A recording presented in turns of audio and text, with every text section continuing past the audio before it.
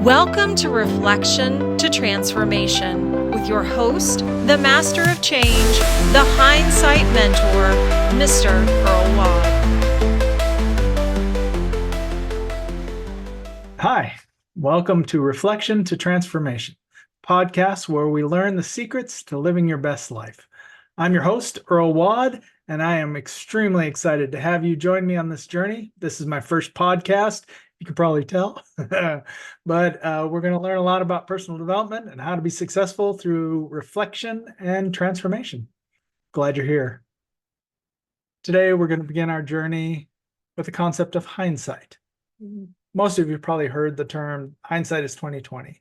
What that means is that when we look back at events in our lives, we can look through a different lens and see much more clearly what happened during those events. And not just the actual events, but the lessons, the gems within those events that we can learn lessons from, take that away and put into practice to make our future brighter. As most of you probably know, I wrote a book called Hindsight, The 7 Keys to Living Your Best Life. In that book, I took a serious trip down memory lane. I revisited 21 key events in my life. And those 21 events, I found the hindsights that gave me the 7 keys to living your best life. Those 7 keys are gratitude, responsibility, belief, decision-making, action-taking, learning, and sharing. They're the most important 7 things that if you combine those in your life, you are absolutely on the path to living your best life. I've had my share of challenges, just like everybody. You, I'm sure, have had yours as well. An example for me was in the pandemic. Shortly after it began, my company decided that my contribution was no longer worthy of them and decided to lay me off. Millions of people out of work. It was one of the most difficult job markets in recent history, for sure. I used the keys in the 7 keys to living your best life, and I was able to land a new job at better pay in less than 2 months. I contribute that completely to following the keys in my book, The 7 Keys. So without that, I'd probably still be out of work, and it would be a whole different story right now. You may be asking where I might have gotten the idea for the book Hindsight, 7 Keys to Living Your Best Life. Well, it's a unique story. I had surgery on my shoulder, and while I was under the anesthesia, I had a dream. Maybe it wasn't a dream, I don't know, but it felt pretty real. I met 3 people at a place called the Bureau of Hindsight. They let me hold these things that they called hindsight stones, and each one allowed me to relive memories from my past with such clarity, such detail, that it was like I was reliving those events. But this time I had the ability to look at them through a different lens, to see the lesson that I didn't necessarily see when I was experiencing the events in real time. I was able to take those lessons and easily glean the hindsight, the 7 keys. Each memory took me to one of those 7 lessons. And I was able to, with that information, when I woke up from the surgery, write this book. It was almost as if the book had been downloaded. And that's where it came from. That book led to another book that I wrote called Borrowed Belief. It's a theme that I've had and seen repeated over and over and over, that when you are trying something new, or you are not sure you can do something, you can borrow the belief from someone else. It could be a book, it could be a mentor, it could be a coaching program, it could be an online training, it could just be a friend, but you can borrow the belief from them, see the belief they have in you, until you've got your own belief. And then once you've got your own, you're rocking and rolling, right? So that's the idea of the second book, Borrowed Belief. Since writing those 2 books, I have to say that my skills at hindsight are finely tuned. I can look at events long past or even very recent and look at them through the lens of mining them for the gem, for the lesson that's within them. And I am able to do this now much more easily. It's kind of a muscle that I've strengthened. with practice, you can learn to do the same thing. You can find the lessons in your life's events just as easily as I can now. And I know it's going to sound cliche, but I believe in you. I believe you can. So borrow my belief and start doing it. And pretty soon you'll know that you've got your own and you can do it. Let's take a couple of minutes and actually talk a little bit about the 7 keys, the hindsights from my first book. The first one is gratitude. I believe that the foundation of your life, of living your best life, is gratitude. Without it, nothing else works. You've got to be grateful for everything. And a lot of people think, well, I don't really have much to be grateful for, but that's so not true. You really need to think there's so many little things, so many big things. One is that you're here listening to this podcast, right? A lot of people didn't make it to today, and that's something that you can be grateful for because you did. You woke up, you had another day to be better than you were the day before. You can have gratitude for the ability to breathe, the ability to see, to taste, to touch, any of your senses. You can be grateful for the people in your lives. You can be grateful just for some calm and quiet or some busy and excitement, right? There's an endless supply of things to be grateful for. You just need to be aware, take the time to appreciate them. I do a process that I call bookending my days with gratitude. And what that looks like is that first thing in the morning, before I get out of bed, I feel grateful for that day, for having a place to stay, live, a place to food on my table, things that I know that are there that a lot of people don't have the privilege of having. And then the other end of that bookend is that at night, when I lay down to go to sleep, the last thing I do is think about things I'm grateful for from the day that just passed. I try to fall asleep with that sense of gratitude. Bookending my days with gratitude has made a huge difference in my life. I feel like I'm a happier person, easier to get along with. There's so many benefits that it's foolish not to take advantage of something that you can do in minutes every day and have such a powerful impact. The next one is responsibility. You may have seen me post multiple times from Jack Canfield's Success Principles lesson, E plus R equals O. That's a formula that he coined that's the events in our lives plus our responses. The R is responses to those events equal the outcomes. O, E plus R equals O.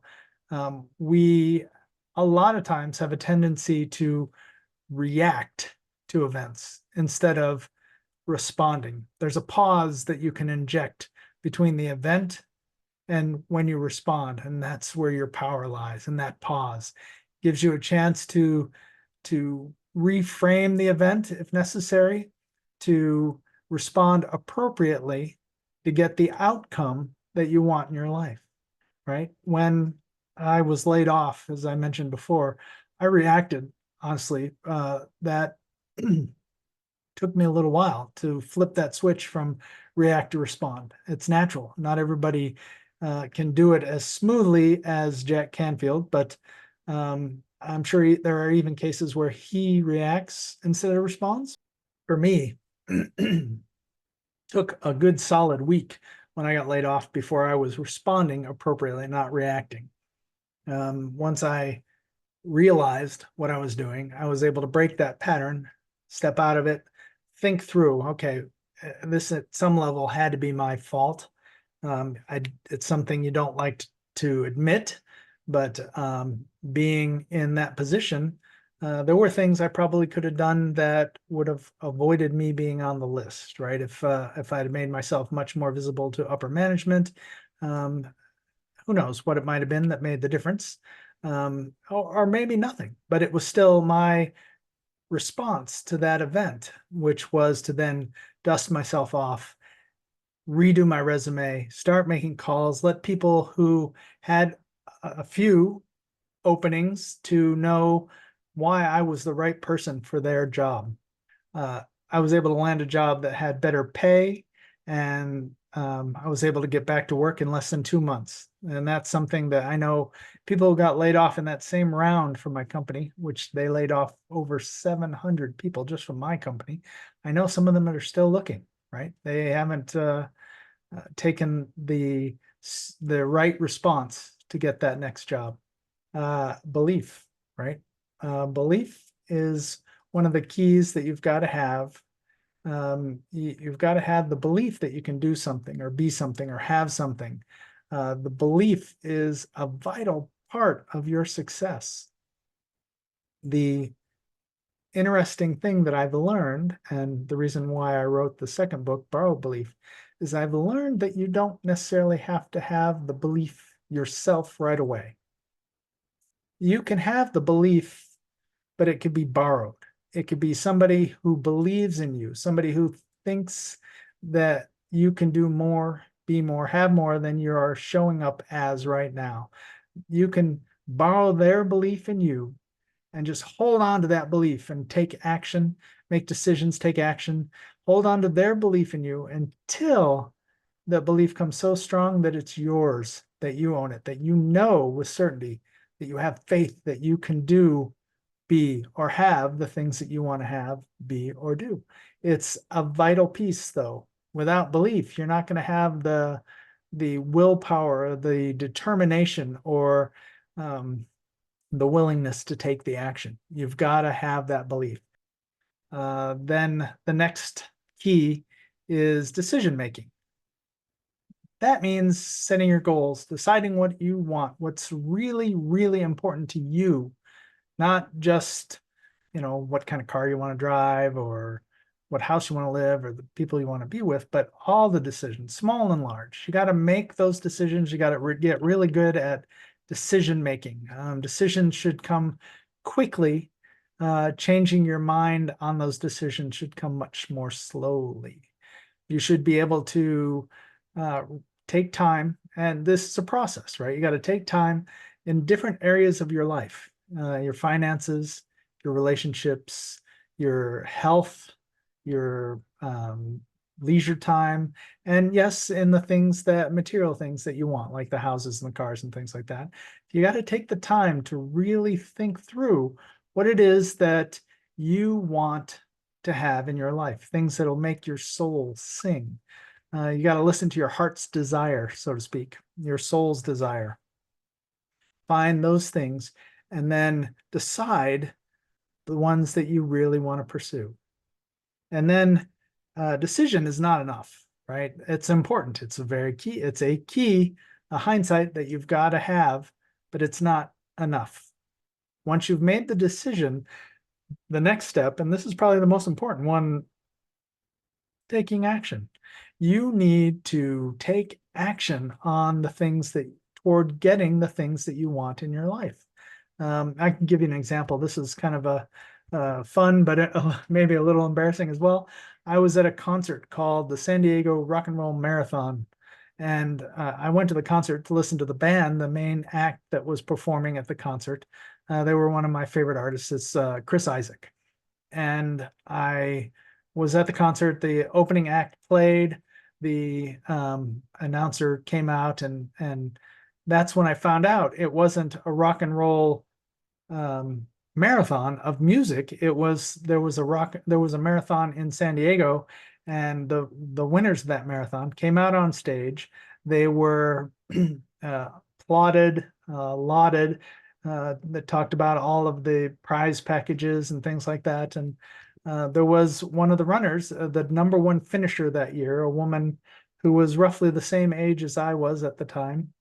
And I'm looking at this woman and I'm like, wow, she is the perfect shape, right? She is healthy. She's obviously fit, able to finish the marathon in first place. This woman is the cream of the crop for healthy. And I'm sitting in the audience and I am pretty much the opposite, right? I'm not physically active. I'm overweight, just generally the opposite of this. And there was some kind of, I don't know, decision or connection or thing that happened in my mind. It clicked. And I thought, you know, if she can come in first in a marathon, I can enter and at least finish it. And I made a decision that night. I'm going to enter the same marathon next year, the Rock and Roll Marathon. It was an annual event. And I was going to enter and finish that marathon. Decision made, right? But remember, I was talking about taking action. The next day, I didn't take any action. The decision just kind of got put on the shelf. It was a good idea. I got excited about it. I was invested in it. It was a decision, but it wasn't followed by action. So fast forward 1 year later, I'm at the Rock and Roll Marathon concert to see a new band. This band was live this time. And out come the winners of the race. And I was like, I made a decision last time I was here and I didn't do anything. I didn't take the action. And so that night I recommitted, said, I'm going to do it.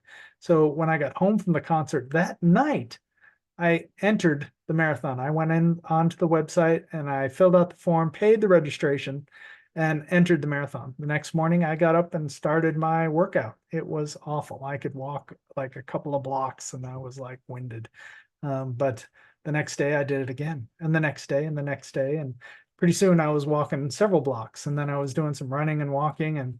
And long story short, I entered the marathon a year later and crossed the finish line.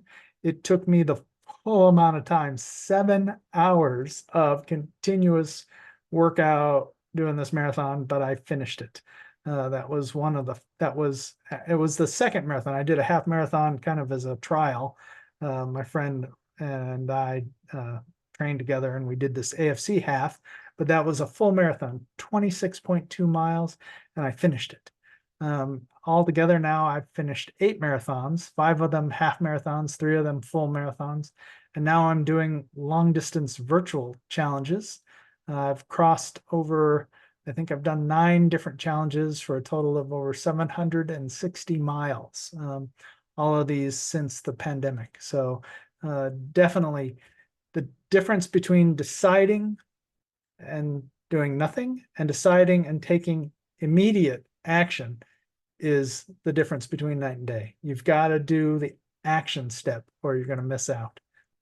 You may have heard the phrase ready, aim, fire. Well, that's not what I subscribe to. I subscribe to the idea of ready, fire, aim. You want to take action and move yourself in the direction of what you desire, whatever that may be, whatever you want to be, do, or have, right? That action step is critical, as I mentioned, but you don't have to have perfect action. It can be very much imperfect action, and then you can adjust course along the way. That's where the next key is, learning. You want to learn your way to your goals. I am a lifelong student. I believe that the learning process is something that you do every day. You learn something new every day intentionally. And whatever it is that you want to be, do, or have, you don't know how to be, do, or have that yet, or you'd already be that, or do that, or have that, right? If you knew how, you already would. So there's learning that's required. And I know it is better to start moving in the direction, take action, take that first step, and then learn, and then take the next step, and then learn some more, take the next step, course correct as you need to. You may be going the total wrong way initially, but if you don't take action, you can't get feedback. And if you don't get feedback, you can't make corrections. So you got to take that action and then learn your way to your goals, right? Never stop learning. That's a key, a hindsight that I've learned, I've lived by since I was 10 years old, maybe younger, I don't even know.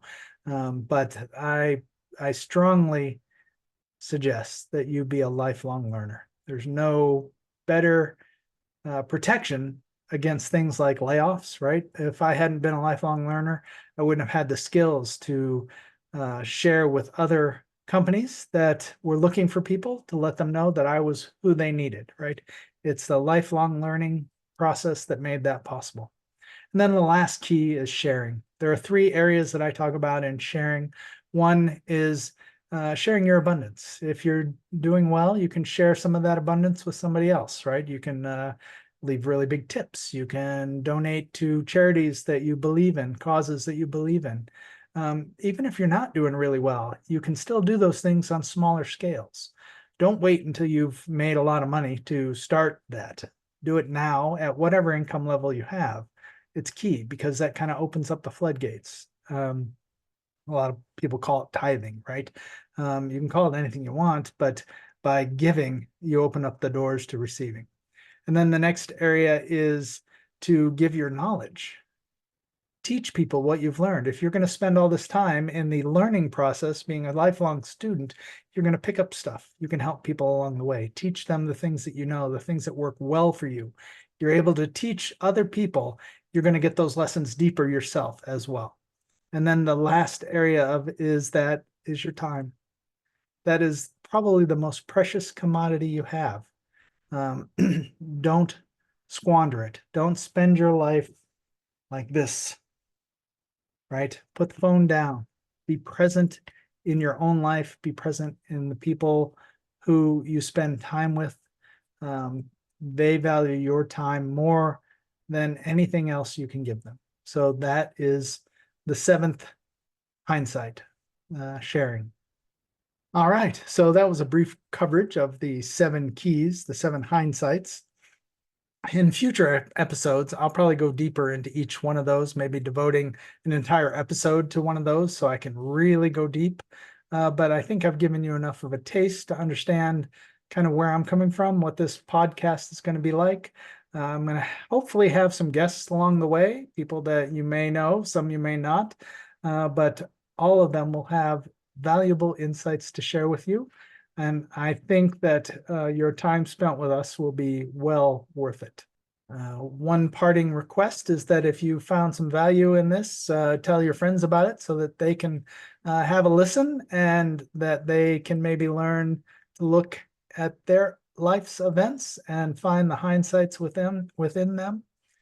You can find me at my new website, which is letmehelpyousucceed.com. I have to tell you, it's still under construction, so it may be a little bumpy right now, but you can check it out. You can also go to borrowedbelief.com in the meantime, because that one's up and running really good. And I hope to see you on a future episode. Thanks. Love you. Bye.